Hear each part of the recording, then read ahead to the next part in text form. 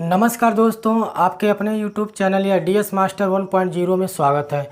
दोस्तों, हम लोग बात कर रहे थे शब्द के बारे में और मैंने आप लोगों को पिछले वीडियो में शब्द का वर्गीकरण बताया था और उसी में आज हम लोग शब्द की शुरुआत करेंगे और देखेंगे कि व्युत्पत्ति, रचना या बनावट के आधार पर कितने शब्द होते हैं और इसको हम लोग डिफाइन करने का प्रयास करेंगे।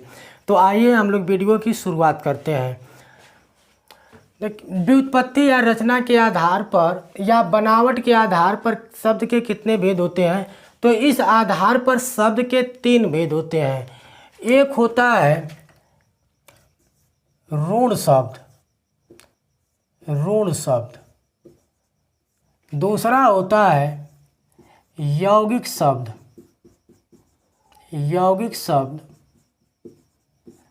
और तीसरा होता है योग ऋण। तो इस तरह से व्युत्पत्ति या रचना या बनावट के आधार पर शब्द के 3 भेद होते हैं। कितने भेद होते हैं? 3 भेद होते हैं। तो आइए हम लोग एक एक शब्दों को देखते हैं। देखिए, शब्द सबसे पहले हम लोग देखेंगे ऋण शब्द।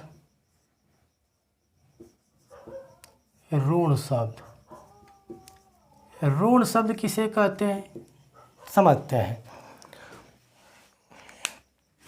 देखिए, वे शब्द जिनका 2 सार्थक शब्दों में विखंडन नहीं किया जा सकता, मतलब 2 शब्द होते हैं वे शब्द जो जिन्हें 2 अलग अलग शब्दों में विभाजित नहीं किया जा सकता, उसे हम ऋण शब्द कहते हैं। जैसे मान लीजिए जल है, भोजन है, खाना है, हवा है, पानी है, नीर है। तो ये ऐसे शब्द हैं जिसे हम अलग अलग शब्दों में या 2 शब्दों में विभाजित नहीं कर सकते हैं।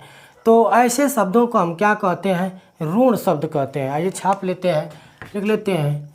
वे शब्द जिन्हें 2 सार्थक शब्दों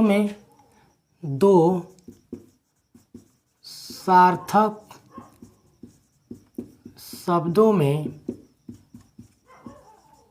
विभाजित नहीं किया जा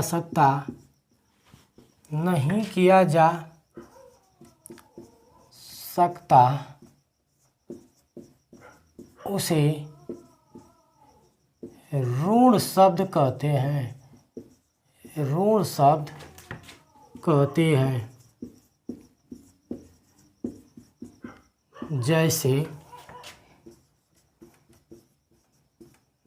जैसे हवा,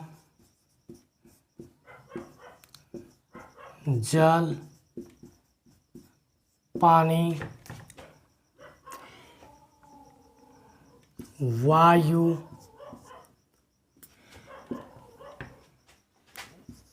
कुर्सी, मेज आदि। ये कैसे शब्द हैं? ऋण शब्द है। इनको हम तोड़ नहीं सकते। पानी को 2 सार्थक शब्दों में तोड़ा नहीं जा सकता, कुर्सी को नहीं तोड़ा सकता, वायु को नहीं तोड़ सकते। तो ऐसे शब्द जिनका विखंडन न करें, हो सकता है 2 या 2 से अधिक शब्दों में विभाजित नहीं हो पाते हैं, तो ऐसे शब्दों को हम क्या कहते हैं? ऋण शब्द कहते हैं।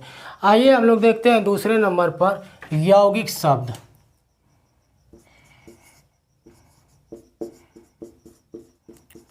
यौगिक शब्द क्या होता है, इसको समझिएगा। तो यौगिक शब्द वे शब्द जिन्हें 2 सार्थक शब्दों में विभाजित कर सकते हैं, उसे हम क्या कहते हैं? यौगिक शब्द कहते हैं। अर्थात वे शब्द जिन्हें 2 अलग अलग शब्दों में या जो 2 सार्थक शब्दों में विभाजित कर सकते हैं, उसे हम क्या कहते हैं? यौगिक शब्द कहते हैं। मित्रों, यौगिक शब्द के उदाहरण मोटा समझिएगा। संधि के सभी शब्द, समास के सभी शब्द तथा बहुव्रीहि समास को छोड़ करके सभी समस्त या समासिक पद यौगिक शब्द के उदाहरण होते हैं। तो आइए इस चीज़ को हम लोग देख लेते हैं। जैसे में विद्यार्थी हो गया, गणेश हो गया, रमेश हो गया, दिनेश हो गया, महेश हो गया, ये सभी कैसे शब्द हैं, यौगिक शब्द हैं। तो इस बात को हम लिख देते हैं, लिखिएगा वे शब्द जिन्हें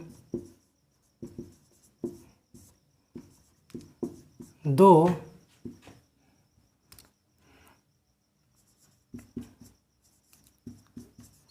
सार्थक शब्दों में विभाजित कर सकते हैं,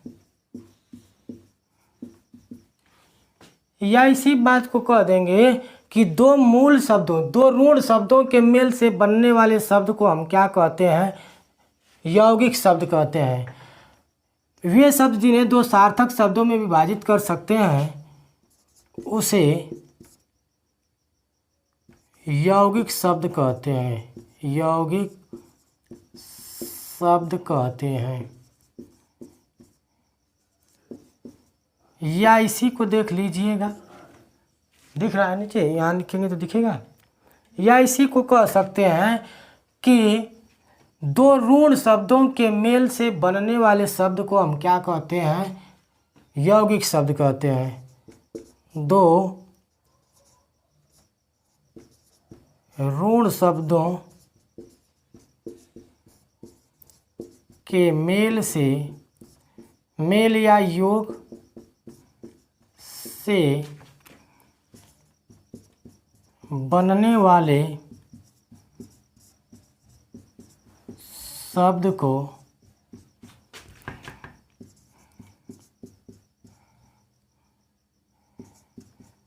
यौगिक शब्द कहते हैं। और दिखेगा नीचे। अच्छा चलिए, इसको हम स्क्रीनशॉट ले लीजिए, इसको हम समझाते हैं यौगिक शब्द को। जैसे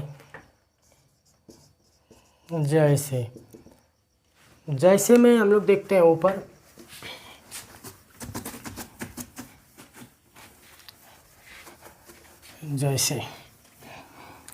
जैसे में समझिएगा, जैसे विद्यालय,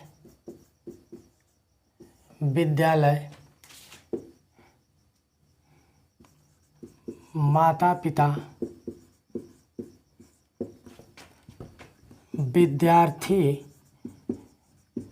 विद्या प्लस अर्थी ना।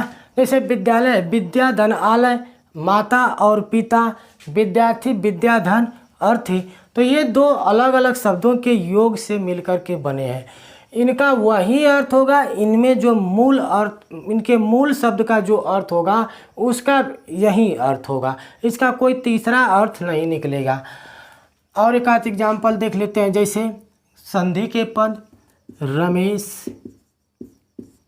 महेश इत्यादि। और देख लेते हैं जैसे पवन, नयन, जैसे देख लेते हैं सपत्नीक, जैसे देख लेते हैं जैसे देख लेते हैं यथाशक्ति,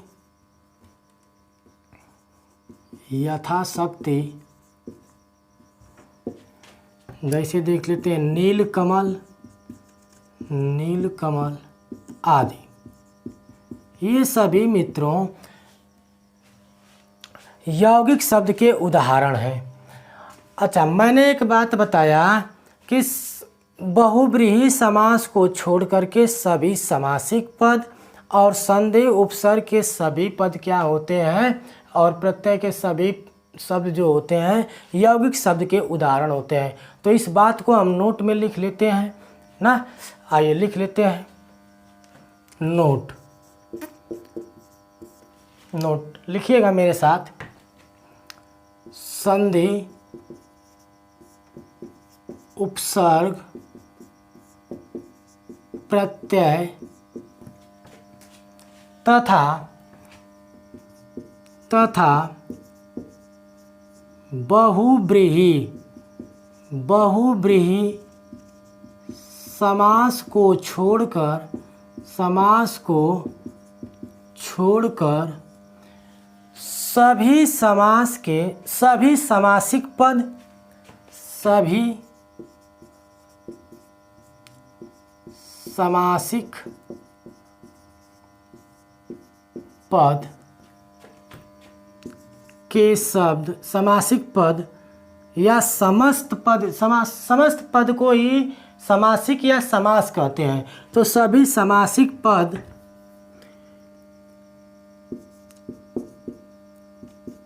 यौगिक शब्द के उदाहरण होते हैं, उदाहरण होते हैं। तो ये आप स्क्रीनशॉट ले लीजिए। इसके बाद हम लोग देखते हैं तीसरे प्रकार से शब्द। तो हम लोग तीसरे आधार पर देखते हैं शब्द के भेद। तो तीसरा शब्द का भेद होता है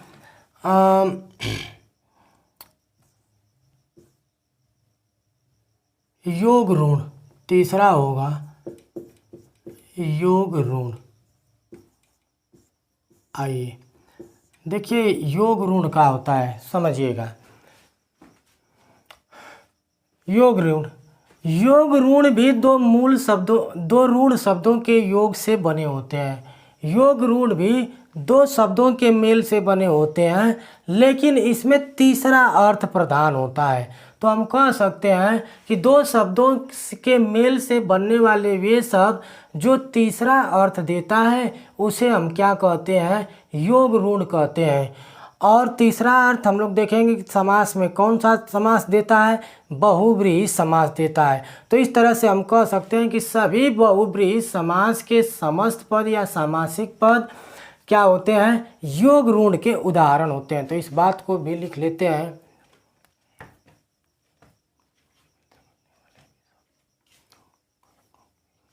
दो शब्दों के योग से मिलने वाले, दो शब्दों के योग से बनने वाले वे शब्द जो तीसरा अर्थ देते हैं, तीसरा अर्थ देते हैं, योग ऋण शब्द कहलाते हैं। योग ऋण शब्द कहलाते हैं,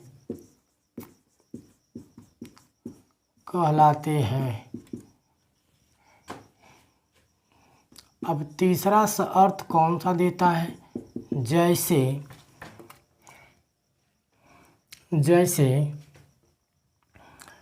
लिख लेते हैं गजानन, गजानन,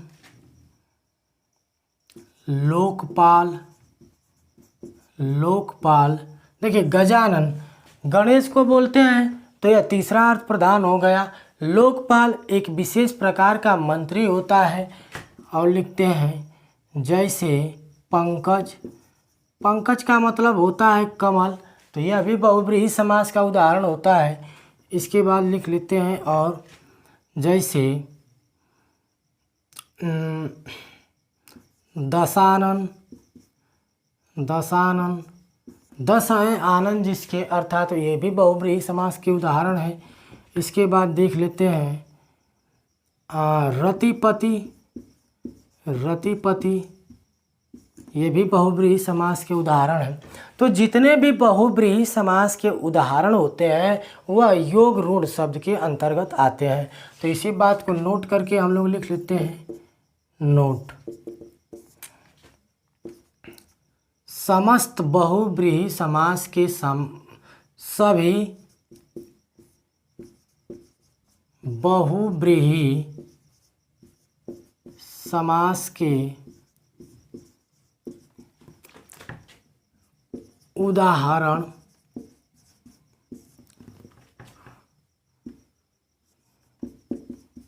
योग ऋण शब्द के उदाहरण होते हैं।